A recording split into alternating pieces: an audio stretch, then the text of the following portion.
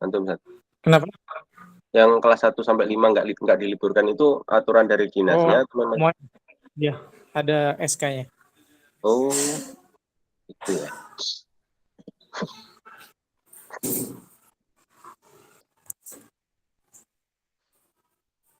Belajar apa kita hari ini, Mas? Ya masih kemarin itu ini tentang kesalahan dalam evaluasi pembelajaran. Siap.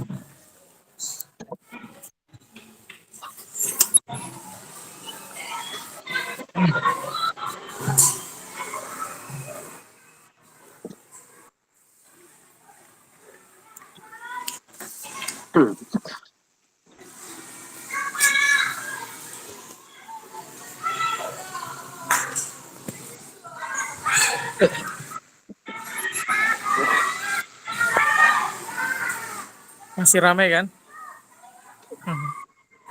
Iya ya. Ini kelas 6 nggak keganggu tuh. Hah? Kelas 6 nggak keganggu. Enggak. Udah biasa, udah aman soalnya. Sebentar ya, aku ketemu. Oke. Assalamualaikum. Waalaikumsalam. Siapa? Sehat-sehat. Makin sehat. Siap. Yang di WA kan itu aman, insyaallah. Hah? Apa topik sudah nanti jam 9 ya. Lihat pos-posnya saja mungkin ngobrol sebentar. Gimana kalau ini mau sekalian? Anda mulai saja.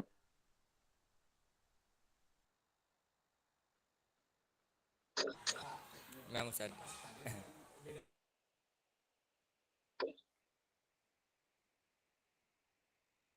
Nah.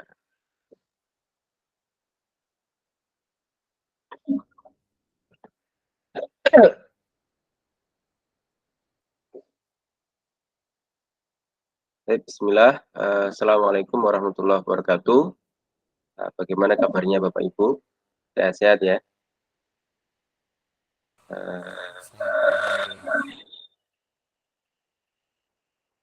Wallahu minna wa minkum ya. Karena ya kita jauh sehingga nggak bisa silaturahmi. Saya tadi waktu itu pulang juga pengen anak ngajak ngopi juga. Beliau kegiatannya banyak sehingga ya nggak bisa ketemu sama beliau ya. Ya kita lanjutkan masih dalam pembahasan yang satu buku yang lalu, yaitu 101 kesalahan guru dalam pembelajaran. Kita akhir sampai sini ya. Hal yang perlu diperbaiki di dalam proses pembelajaran diantaranya ya kalau mengajar itu perlu persiapan yang matang ya. Baik itu administrasinya, lalu evaluasinya, kegiatannya, PowerPoint-nya, ya materinya, gitu. Seperti ya saya mengajar panjenengan, ini pun juga saya memerlukan persiapan. Ya. Dan juga nanti apabila ada remedinya, maka juga perlu dipersiapkan. Dalam memulai pelajaran yang mengajak mereka untuk berdoa terlebih dahulu. Dalam mengajar juga tidak hanya sekedar mengajar, tapi juga ada pesan moral, ya, pesan akidah di situ, pesan untuk terus melaksanakan ketaatan, ya, mendidik di situ. Ya. Karena terkadang memang itu yang lebih masuk daripada pelajaran kita, terkadang ya bagi sebagian orang. Juga di dalam pembelajaran, ya, sebisa mungkin kita tidak pelit penghargaan. Kali-kali kasih reward bagi mereka yang memang bagus, tidak hanya dalam nilai, tapi mungkin dalam akhlak. Ya. Mungkin juga baik dalam hal mengerjakan tugasnya, selalu bukunya rapi. Mungkin juga dia yang paling awal sendiri mengumpulkan dan tepat.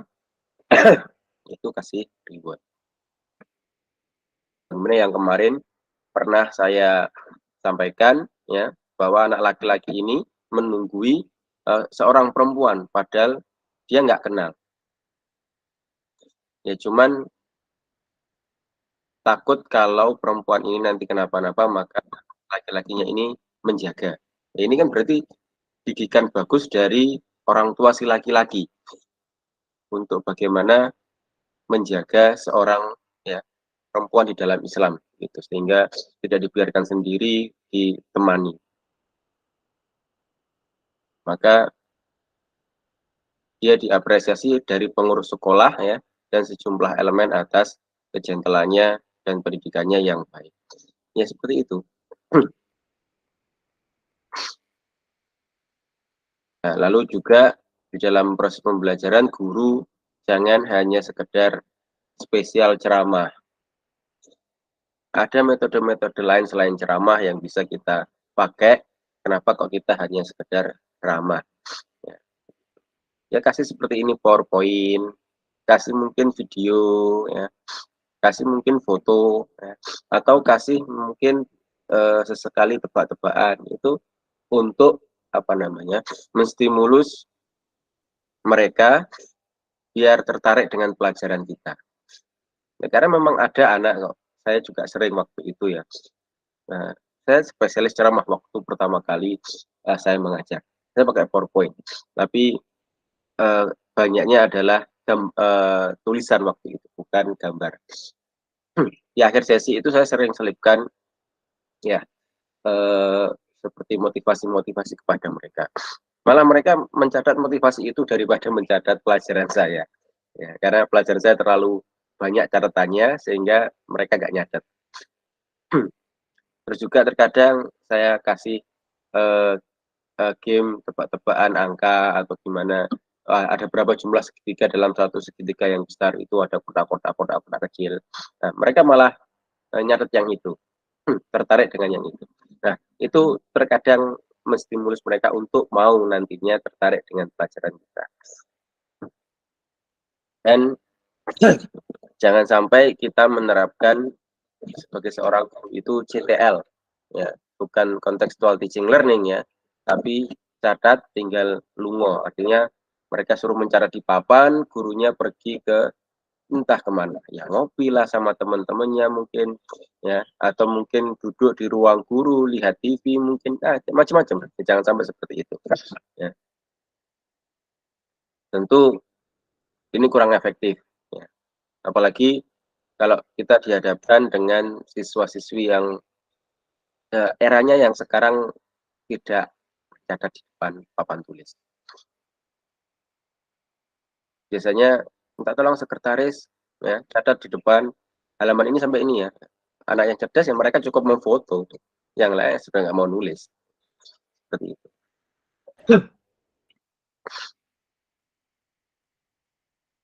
Lalu jangan sampai menjadi guru yang textbook ya. Artinya ya, harus sesuai dengan buku. Kalau nggak sesuai buku keliru ya nggak gitu juga ya. Kemarin juga sudah saya berikan ya filmnya ya, filmnya Three Idiot ya. Akibat textbook ini juga sudah saya berikan videonya temennya siapa yang teridiot itu, karena saking textbooknya keliru apa yang dia pidatokan. Lalu dalam mengajar ya sebisa mungkin dikasih ada bumbu-bumbu bercanda, cuman ya jangan sampai terlalu berlebihan. Terus jangan sampai guru hanya menggunakan satu sumber belajar ya, dan jangan sampai pokoknya materi habis begitu, sehingga anak dijejeli pelajaran yang sangat banyak. Ini yang saya tahu ya, kelas SD di SD ini, istri saya juga mengajar di SD. Pakai bukunya apa? Pakai buku tematik ya, tema 1 2 3 4 5 6. Itu isinya hampir sama. Antara tema 1 tema 2 di bab apa akan sama. Tapi ya entah kenapa kok di mengulang kembali. Tapi ya itu, mereka harus beli buku segitu banyaknya, membawa buku segitu banyaknya, dengan materi yang segitu banyaknya harus habis. Gurunya ngebut, muridnya diminta lebih ngebut.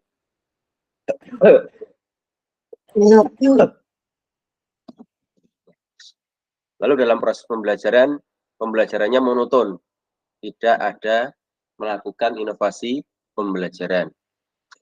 Lalu tidak memberi penjelasan materi, dan banyak memberikan tugas.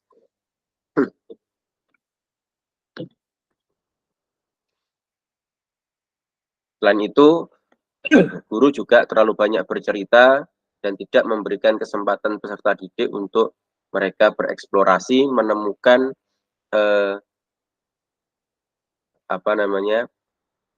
jawaban dari pertanyaan yang diberikan oleh gurunya. Sekali-kali biarkan mereka bereksplorasi. Karena ini bukan ruang saklek yang harus begini ya, tapi memang perlu ada eksplorasi di dalamnya. Selain itu juga dalam proses pembelajaran membiarkan siswa tidur di kelas ya, tidak fokus pada pelajaran, ya banyak ceritanya tadi. Lalu tidak memperhatikan karakter siswa dalam belajar. Nah, ini yang akan kita bahas ya, yang terbaru. Ini kemarin yang tadi cukup sekedar refresh kembali materi yang kemarin terakhir kita sampaikan,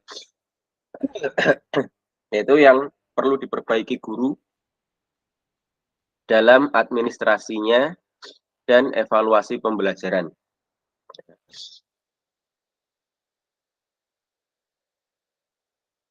Yang pertama, seorang guru tidak pernah membuat administrasi pembelajaran.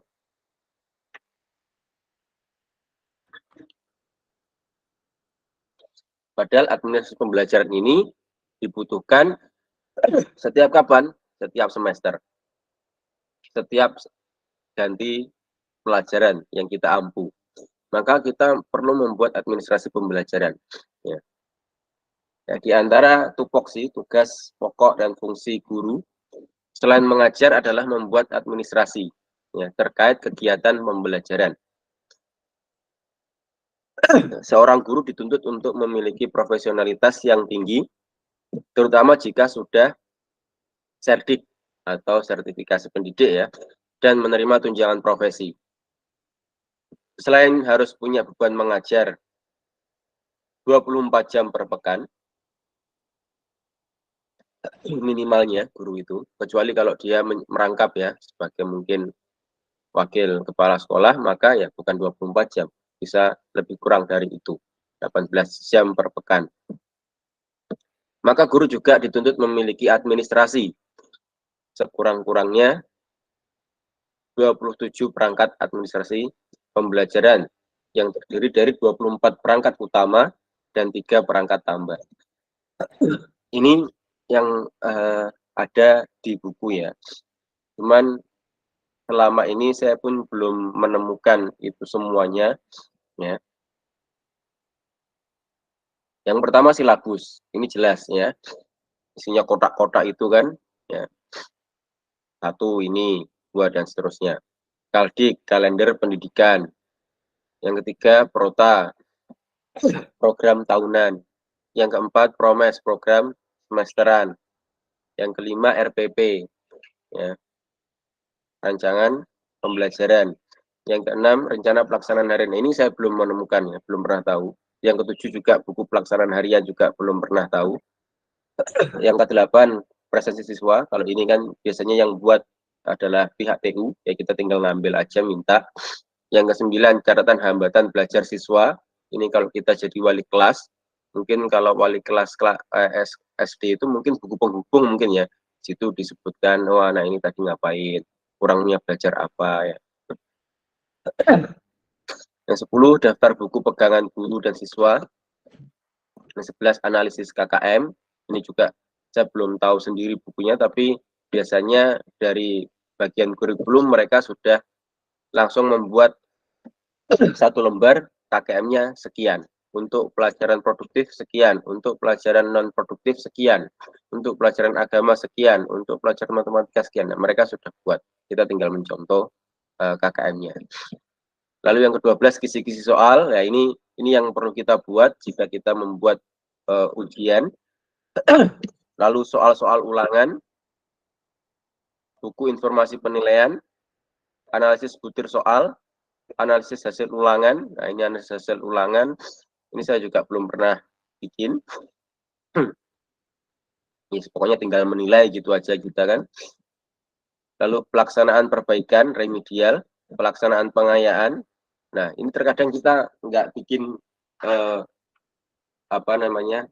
remedial tadi. Pokoknya dia dapat ulangan sekian, oh ya sudah. Nanti dikatrol dengan adab dan akhlak mereka selama di kelas. Apakah celometan, apakah dia diem, apakah dia mendengarkan, apakah dia mencatat, apakah dia aktif bertanya. Itulah nanti biasanya guru mengatrol nilai dari situ. Ya.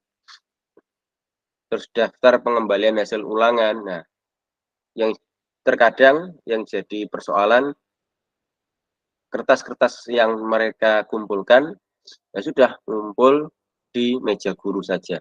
Terus akhirnya selesai pembelajaran, sudah mereka naik tingkat, buku-buku tadi atau kertas tadi kita luahkan. Ya. Buku ulangan bergilir saya juga belum pernah tahu. Daftar nilai, ya kita bisa bikin daftar nilai. Terus laporan penilaian akhlak, buku tugas terstruktur, ya.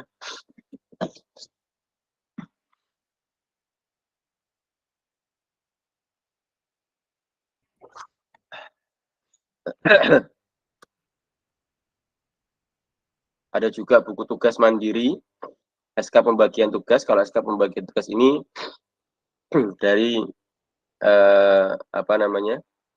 kurikulum biasanya sudah buat mereka, kita tinggal dapat SK-nya, isinya ya semua nama guru ada di situ. Buku jurnal ya, ini wajib kita isi di dalam kelas setiap kita mengajar. Lalu jadwal mengajar yang perlu kita simpan sendiri, ya. Saya nanti ngajar jam berapa sampai jam berapa.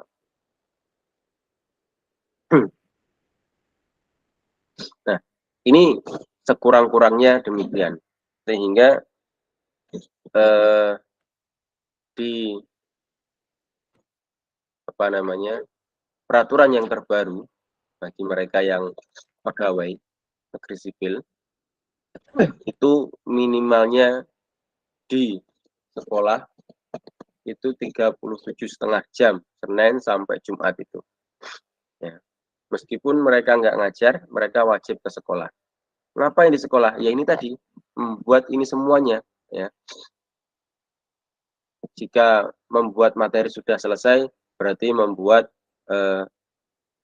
soal ulangan.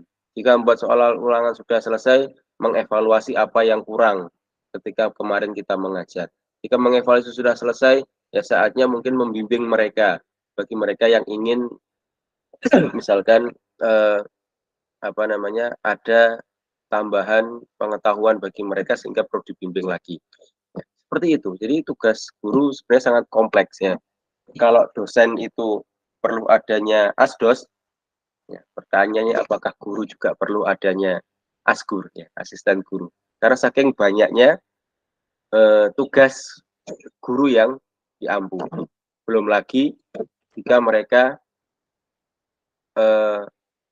mode hybridnya keluar, ya. Gimana? Kalau di rumah ya sudah ganti pakai daster, ya kan?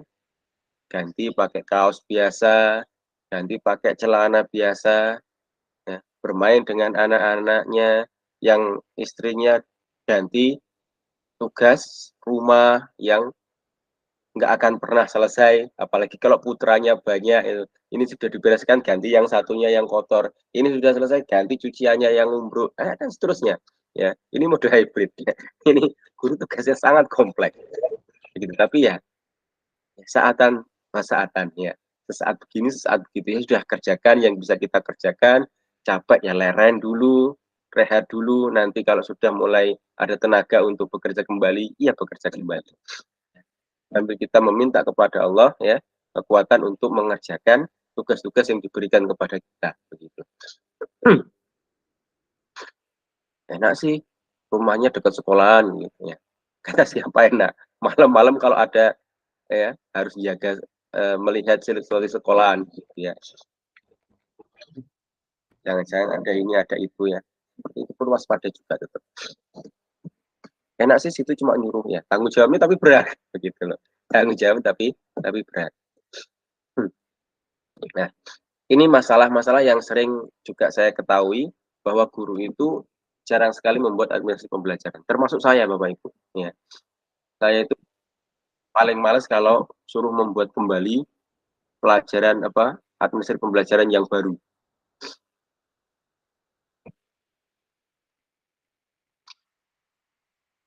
Cuman ya karena di antara guru-guru yang ada di produktif pelajaran saya, yang paling muda adalah saya, sehingga saya sering ketiban campur. Artinya mata pelajaran baru yang belum pernah muncul dan muncul di kurikulum yang baru itu akhirnya dibebankan ke saya. Sudah akhirnya nggak ada buku, ya cari di internet itu ya nanti yang gelambiar, kasihan muridnya, udahlah dibebankan ke saya di situ. Karena mungkin saya yang lebih melek teknologi daripada mereka ya. Jadi mau nggak mau ya saya buat yang ada dari dulu ya, kita ubah tanggalnya, kita ubah tahunnya, yang belum ada sudah dibuat satu persatu, alon-alon, asal kelakon kan begitu. Ya, ini mungkin Bapak Ibu yang kemarin-kemarin sudah pernah ikut ya, di antara permasalahan guru ya, nanti mungkin bisa dibuat jadi satu buku dan panjenengan bukunya nanti adalah solusi bagi guru yang mungkin judulnya solusi guru dalam membuat sesuatu ini. Misalkan administrasi pembelajaran. Ini kan guru sangat apa namanya? Jarang sekali membuat. Nah, maka terkadang nanti ini bisa menjadi sebuah solusi yang dicarikan agar masalahnya tadi sebuah solusi jadi uang. Ya, terkadang ada vendor yang lain membuatkan administrasi pembelajaran. Ya. Akhirnya bisa menjadi semacam peluang bagi kita. Yang kedua, guru tadi yang penting dapat sertifikat, nggak peduli ilmu yang dia dapatkan, apakah dia memang dapat atau tidak. Ini yang menjadi kendala yang seringnya bagi guru. Ya. Terus yang ketiga, kadang yaitu guru tidak mau ribet dengan hal-hal yang baru. Sehingga ada hal-hal yang baru mereka ndak nih. Begitu. Nah, panjenengan ya yang tahu solusi permasalahan yang dimiliki oleh guru ya, bisa ke sekolah-sekolah. Saya bisa memberikan Bu RPP Bapak Ibu bayar sekian, nah, itu bisa ya. Jadi sebuah usaha gitu. Karena memang mereka malas. Bukan. Selain itu juga bebannya terlalu banyak yang harus diurusi. Ya. Materi aja satu pelajaran itu bisa 8 materi dalam satu semester. Nah, dalam satu materi tadi itu ada beberapa kompetensi yang memang harus dikuasai oleh siswa. Ya itu kan nggak bisa kalau mengajarnya terlalu cepat. Yang pelan-pelan aja juga mereka masih banyak kekeliruan, apalagi kalau harus mengajarnya cepat. Ya. Ya mungkin suatu saat metode mulazamah akan muncul kembali. Kenapa? Bukan sekedar metode kurikulum. Kalau kurikulum pokok asal habis, naik tingkat, ganti buku lagi. Tapi kalau metode mulazamah kan sepanjang masa, begitu sampai ini selesai. Dikupas sampai ngelontok-ngelontoknya, begitu. Ya, mungkin akan muncul metode mulazamah adalah metode yang terbaik, begitu. Daripada sekedar metode kurikulum yang pokoknya asal habis. Ya.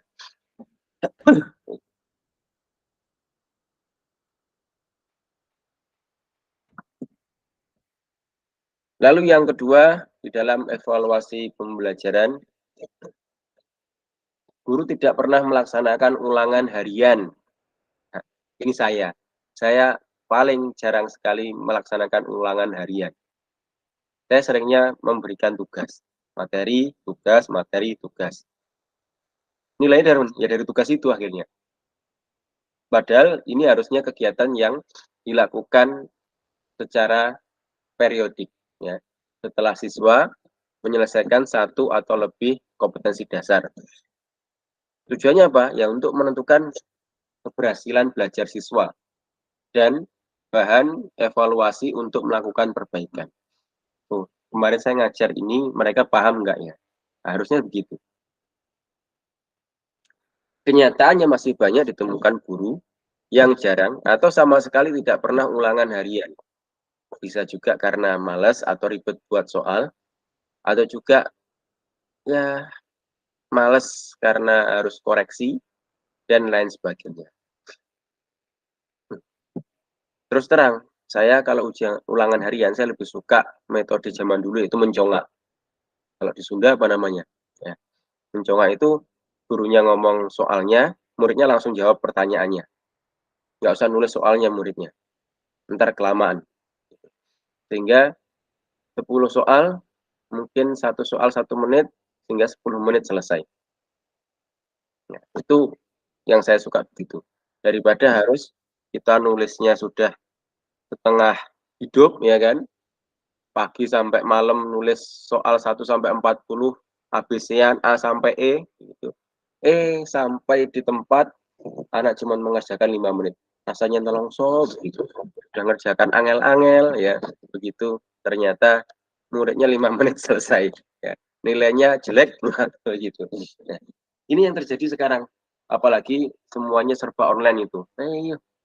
Ya kita cari soal itu, bikin soalnya ngoyo 2 hari terkadang lebih, ya. Kadang juga lembur pula. Ternyata sampai di tempat anak cuma mengerjakan 5-10 menit keluar ruangan. Ya. Nah, UH bisa berupa tes atau non-tes, tulis ataupun lisan, ya. Kalau saya sendiri tadi lebih suka langsung lisan, saya ngomong, dia langsung menjawab. Non-tes itu bisa berupa keterampilan, ya. Kalau saya dulu pernah memakai keterampilan. Jadi karena saya mengajar peralatan kantor ya waktu itu, sehingga saya tidak membuat soal yang harus ditulis. Tapi anak tak suruh maju, ini ada perforator, tolong sebutkan bagian-bagiannya, terus bagaimana cara menggunakannya. Ya udah satu-satu saya tanya, begitu. Tapi nggak cuma perforator, ada stapler remover, dan seterusnya. Waktu itu begitu. Ya. Dari situlah kita memang benar-benar bisa mengukur anak ini paham nggak sih dengan apa yang saya sampaikan di teori waktu itu. Ya. Upaya pun tidak hanya mengukur ranah kognitif, tapi bisa juga ke afektif maupun psikomotorik. Ya. Evaluasi pembelajaran dilakukan untuk mengetahui hal-hal penting, baik yang berupa kelebihan maupun kekurangan yang terjadi pada kegiatan pembelajaran yang telah berlangsung. Yang kedua,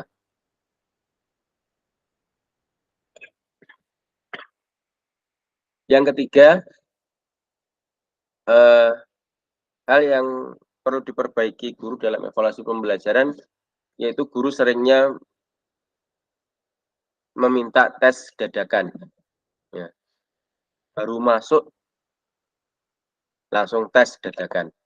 Iyalah kalau pretest oke lah begitu ya. Tapi masa setiap pretest kan enggak juga. Ini pernah saya alami. Ketika itu saya SMA kelas 1. Waktu itu pelajaran agama. Gurunya baru masuk, kita juga baru siswa baru, ya kelas 1. Waktu masuk gurunya langsung tolong keluarkan kertas. Ya, kita kaget. Ya, bagi gurunya ini semacam pretest. Tapi ya benar juga sih. Kenapa? Karena pas guru agama karena kita juga sudah beragama dari kecil, harusnya tahu tentang agama kita ya. Itu jawaban gurunya begitu. Dan makanya langsung beliau berikan tes dadakan. Ya. Ada 5 kalau enggak 10 soal saya lupa. Ya. Memang umum waktu itu pertanyaannya tentang agama. Terus di akhir beliau bertanya, siapa nama guru agama kalian? Untungnya guru agama yang ngajar saya itu guru saya waktu kecil di TPG. Ya. Sehingga saya kenal namanya begitu. Ya. Tapi ya jangan sampai demikian, anak nggak siap nanti kalau terus-terusan mengadakan tes dadakan.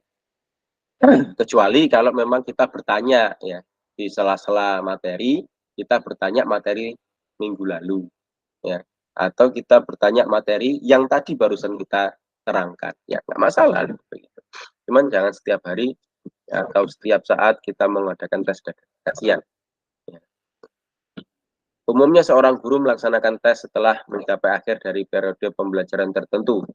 Begitu juga ujian praktik. Namun beberapa kasus guru tidak menginformasikan tentang pelaksanaan tersebut. Ini ada di temannya istri ada seperti itu. Entah karena mungkin ya terlalu banyak pikiran sehingga tahu-tahu masuk ulangan. Murid nggak siap, ya, termasuk anak saya nggak siap. Pelaksanaan tes dadakan merupakan hal yang keliru. Kenapa? Karena membuat peserta didik tidak siap baik secara fisik maupun secara mentalnya. Secara fisik ya karena ya harus mikir kan, begitu. Apalagi mentalnya juga tahu-tahu masuk langsung ujian kan ya bingung juga. Yang terakhir ya, yang keempat, dalam evaluasi pembelajaran yang perlu diperbaiki guru adalah membiarkan peserta didik mencontek. Ya ini terkadang ada moto gak popo nyontoh, pokok gak konangan. Ya, tidak mengapa mencontek, yang penting tidak ketahuan. Ini kata sebagian guru yang pernah saya tahu. Bahkan saya punya guru waktu itu, guru olahraga, guru SMP waktu itu, malah mengajarkan caranya bagaimana mencontek biar tidak ketahuan. Tulis di mana kertas kecil-kecil dilipat ya masukkan saku begitu. Itu saya ingat betul gurunya benar-benar mengajarkan mencontek, malah ngajari suruh mencontek. Kenapa? Karena terkadang tuntutan hasil atau karena dikejar target harus lulus, harus nilai bagus agar terlihat mutu atau kualitas sekolah tersebut baik di mata masyarakat. Ya, terkadang begitu. Maka guru menghalalkan segala cara untuk dapat mendongkrak prestasi belajar peserta didik. Ya, kalau memang pengen mendongkrak prestasi belajar peserta didik, ya sudah, bikin aja soal yang mudah. Ya, begitu. Yang memang sehari-hari mereka ketahui. Ya. Ya. Ini perbedaannya kita dengan orang Arab ya, Bapak Ibu ya. Orang Arab itu kalau bikin buku saja, judulnya aja sudah membuat kita, oh pelajaran ini mudah. Misalnya Al-Arabiyah Al-Muyassarah, ya, bahasa Arab yang mudah. Kenapa? Mindset kita biar berpikir positif bahwa bahasa Arab itu memang mudah. Ya, seperti itu memang orang-orang Arab itu berpikir positif terhadap bukunya pun juga ditulis agar mereka punya nilai yang positif. Jangan sampai kita di kata pengantar nulis buku ini perlu pemikiran yang mendalam. Mereka mau baca itu sudah awang-awangan di situ. Tapi ternyata di Arab enggak begitu. Ya. Coba dilihat isinya terkadang Innal Arabiyata sahlun misalkan begitu. Ya. Sesungguhnya bahasa Arab itu mudah, di dalam teksnya juga terkadang begitu. Ya, ini ada juga buku judulnya apa saya lupa. Intinya bahasa Arab itu mudah, banyak sekali ya. Yang sedemikian nama-nama yang mengandung nilai positif agar anak itu ketika melihat bukunya pun juga menyenangkan. Ya. Nah, tapi memang karena sekarang di kurikulum Merdeka itu anak mau nggak mau harus diluluskan. Satu. Kedua, anak mau nggak mau harus naik tingkat. Ini yang repot. Ya, begitu. Padahal naik tingkat itu urusannya nanti kalau pas naik tingkat dia nggak bisa. Yang repot tambah gurunya yang di kelas tersebut nanti tambah. Karena kelas sebelumnya aja dia nggak mampu, kok dinaikkan tingkat. Apalagi misalkan anak-anak SD, kelas 1 belum bisa baca tulis, dinaikkan tingkat ke kelas 2. Gitu. Ya. Yang repot gurunya kelas 2 nanti akhirnya ngajari, nulis lagi, pelajari, baca lagi. Terkadang begitu. Nah, membiarkan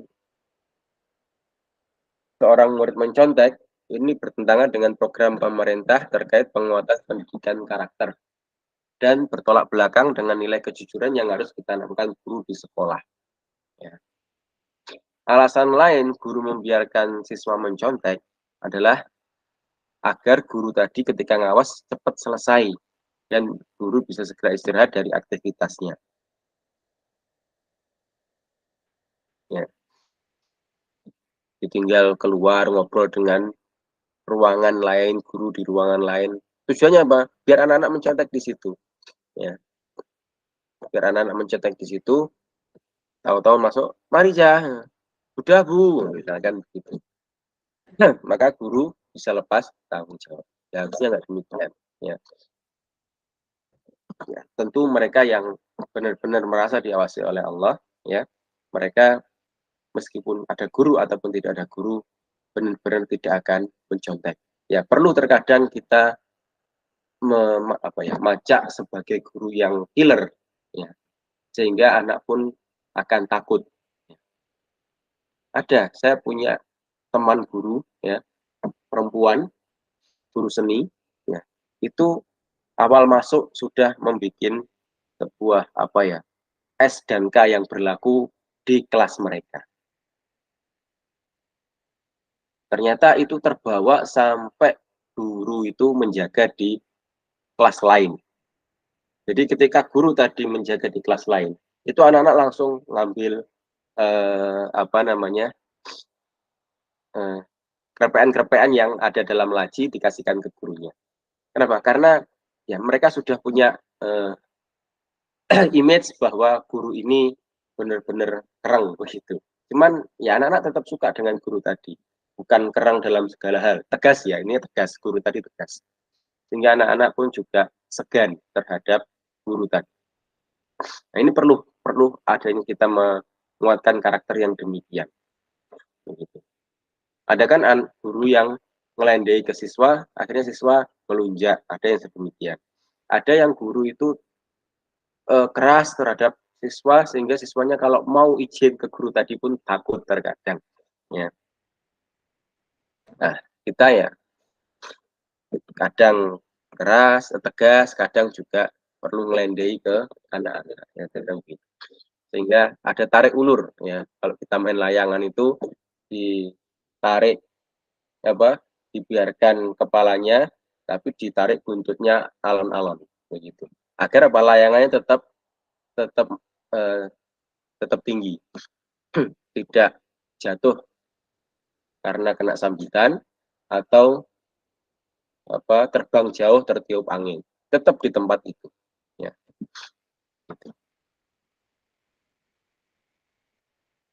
Ya mungkin itu ya Bapak Ibu yang bisa saya sampaikan. Mungkin ada yang ditanyakan, oh iya Bu Khadijah silahkan pegang pisau dan sayur dapur. Nah, inilah namanya guru hybrid itu ya begitu ya, guru hybrid. Harus di dapur, ada juga yang nanti harus masuk jam sekian, sementara pekerjaan rumahnya belum selesai, ditinggal dulu sementara, nanti pulang, dia ngerjakan pekerjaan rumah lagi. Ya. Ya, mungkin ini yang saya sampaikan, saya stop presensi dulu. Udah stop. Ada yang tanyakan? Iya, Pak, saya mau bertanya. Ya, Tadi kan sedikit disinggung tentang metode mengajar ceramah ya, Pak. ya, Metode ceramah itu kan pengalaman saya udah praktekkan, emang ada kelebihan sama kekurangannya gitu. ya, Eh, eh, yang membuat saya penasaran itu kan kalau zaman dulu ya, zaman para sahabat, terus zaman cendekiawan muslim kan hmm, kebanyakan metodenya itu pakai metode ceramah. Jarang yang hmm, pakai metode yang modern seperti yang sekarang-sekarang diterapkan. ya, Tapi ya, dulu itu lebih berhasil gitu daripada eh, pengajaran saat ini gitu. hmm, Kalau hmm, menurut saya sebenarnya ceramah juga bisa bisa apa namanya, bisa menjadi metode yang tepat, ya, selama kita, apa ya, mendorong anak-anak untuk, belajar sendiri dengan membaca buku gitu, Pak. Kan hmm, belajar itu sebenarnya dengan membaca buku juga bisa ya anak-anak itu. ya, Nah, kadang kalau misalkan, eee, saya sendiri ya, saya itu kan ngerasa lebih cocoknya itu, pakai metode ceramah gitu, Pak. hmm, Mohon ini, tanggapannya gitu gimana? ya, ya. Satu, menyesuaikan zaman ya. Kalau zaman dulu kan seperti zaman kita ya Bapak Ibu ya. Zaman kita kan sekarang ada ya, kita tahu gambar itu banyak, video sekarang tersebar di mana-mana ya. Para ustadz pun juga ceramah, tapi kan di dalam ceramah itu ada mereka-mereka yang di belakang itu membantu dengan animasi-animasi untuk mendekatkan kepada makna biar mereka lebih paham. Seperti mungkin kalau Bapak Ibu pernah melihat ceramah tersingkatnya Ustadz Nuzul Zikri, ya itu kan tentang beli ketoprak, ya sudah itu kan ada gambar di gambar ketoprak animasi terus apa begitu ya. Itu terkadang ada yang lebih lebih apa namanya lebih paham di situ. Ada juga meskipun dengan ceramah pun juga lebih paham. Tapi zaman dulu ya Nabi pun juga pernah kan menggambar di satu garis gitu. Ini jalan yang lurus dan ini bukan jalan yang lurus, tolong jangan diikuti. Nah itu kan bukan ceramah, tapi kan metode langsung pakai praktek. Gitu. Ya, waktu itu juga ada. Ya, memang semuanya ada plus minusnya. Cuman kalau untuk kita zaman anak-anak yang sekarang, misalkan Bapak Ibu eh, Ibu Siti Masito ngajar apa? Ngajar diniyah, Pak. Ini ya, yang Iya, maksudnya PAI-nya, apa SKI-nya atau eee, semuanya? semuanya. Oh, Masya Allah. Ya, ya terkadang memang perlu berceramah, terkadang juga perlu ada gambar. Eh, Iya.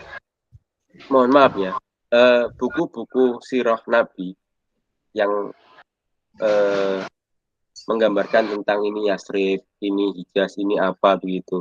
Terkadang kalau zaman dulu nggak ada peta-peta, buat kita bingung. Tapi dengan adanya gambar peta, atlas dari globe misalkan, ambil dari GMap misalkan, itu kan terkadang lebih memahamkan kita daripada tanpa adanya gambar. Nah itu kan. Nah perlu terkadang seperti itu. Ya perlu jadi penunjang tambahan. Ya penunjang tambahan. Kita tidak mengatakan ceramah 100% itu buruk ya. Tapi memang itu metode zaman kita dulu yang ada. Ya, adapun sekarang karena kecanggihan-kecanggihan teknologi, ya barengkan dengan teknologi yang ada sehingga anak-anak bisa lebih mendekatkan ke makna yang lebih biar mereka lebih paham. Demikian mungkin Mas Ita. Ya, jazakallah, Pak. Ye, monggo yang lain.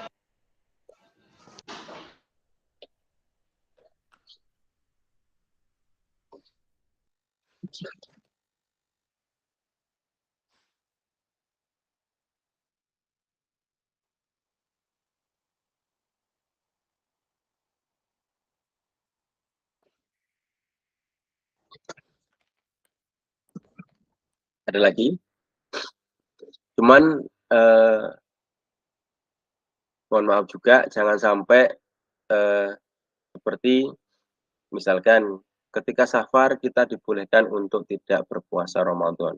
Lalu ada ustadz yang bikin video misalkan benar-benar nggak puasa, dilihatkan jamaah gitu. Ya, itu kalau menurut saya sendiri kurang bagus ya begitu. Karena memang ya, sudah tahu lah orang nggak safar itu boleh nggak puasa, cuman jangan ditambahkan. Ya. Takutnya apalagi ustadznya ustadz kibar itu takutnya nanti menimbulkan fitnah.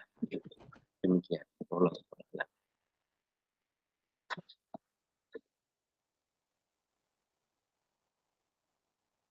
Sampun, kalau sudah mungkin saya stop recording dulu.